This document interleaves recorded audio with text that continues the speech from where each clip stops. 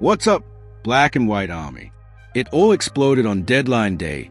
Aston Villa had a deal in place to sign Will Osler from Newcastle, but UEFA stepped in and blocked everything.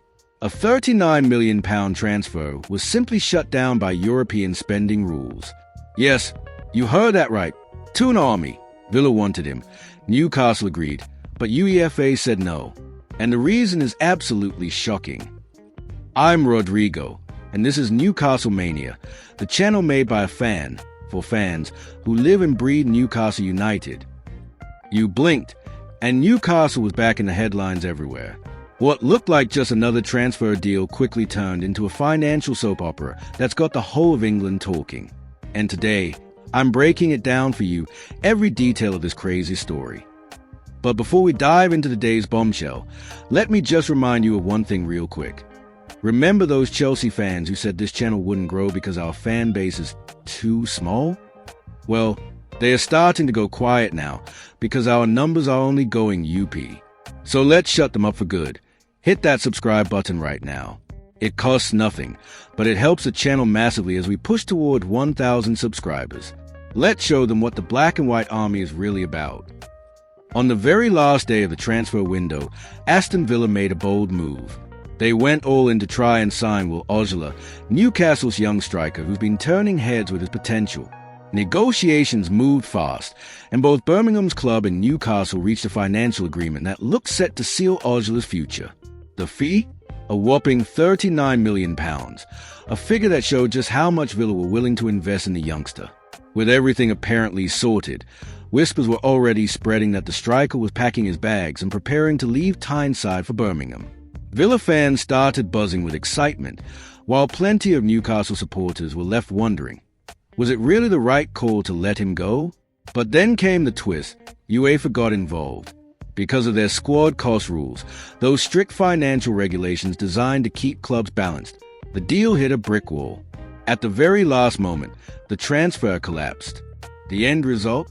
A huge blow for Aston Villa. What looked like a done deal was cancelled outright.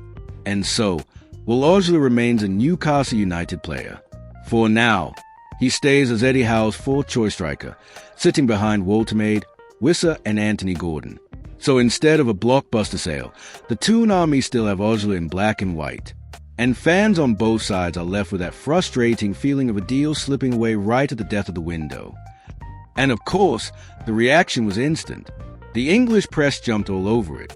The Mail Online reported that Eintracht Frankfurt had also been monitoring Osler and were ready to table a £30 million bid, but Aston Villa still looked like the favourites until the financial rules came crashing down. Other outlets reminded everyone that this isn't an isolated case.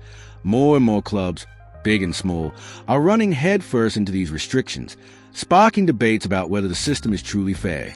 On social media, it was absolute chaos. Villa fans were fuming, with loads of posts complaining that these sustainability rules only ever seem to punish clubs trying to break into the elite. Some even accused the Premier League of protecting the giants and making the league more unbalanced. Meanwhile, Newcastle fans were split right down the middle. On one hand, plenty were delighted that Osler is staying, seeing him as a valuable option to strengthen our depth for a long and demanding season. On the other hand, some argue the club should have taken the money. £39 million could have boosted our finances and maybe opened the door for an even bigger signing. This mix of reactions shows exactly why Osler's case is about so much more than just a transfer. It's now part of a bigger debate about how Newcastle should play the market, chasing glory on the pitch while keeping our finances under control. And here's the most curious detail from behind the scenes, because none of this happened by accident. At the start of the transfer window, Aston Villa made a very bold, very strategic move. They sold Jacob Ramsey to Newcastle for around £39 million. And that deal wasn't just about football, it carried massive financial weight for them. The whole point was to ease the pressure of the Premier League's profit and sustainability rules, the PSR, which forced clubs to balance their books or risk heavy punishment. At first, it all looked under control. Villa got financial breathing space, and Newcastle added a young, homegrown midfielder with bags of potential. But then UEFA stepped in, and they looked at the situation far more closer than anyone expected. When they analyzed Ramsey's sale alongside Villa's attempt to buy Will Osler, they decided it looked like a disguised swap deal between clubs, a trick to inflate fees and cook the books. According to David Ornstein of The Athletic, that interpretation flipped the whole story upside down. For UEFA, Villa couldn't count Ramsey's move as full profit. In fact, they slashed the financial impact of the transfer, saying it didn't count as a real sale but more like creative accounting. And the result? Villa's expected profit dropped dramatically, and that instantly killed the Osler deal. What looked like a clever, calculated move turned into a massive headache, and it's a reminder that nowadays every single detail of a transfer is picked apart under a microscope by football's authorities. Jacob Ramsey, a gem from Villa's academy, wasn't just another player. He was a pride of Birmingham. He grew up in their youth system, broke into the senior team as a teenager, and slowly became one of their most reliable midfielders. For the fans, he was more than talent.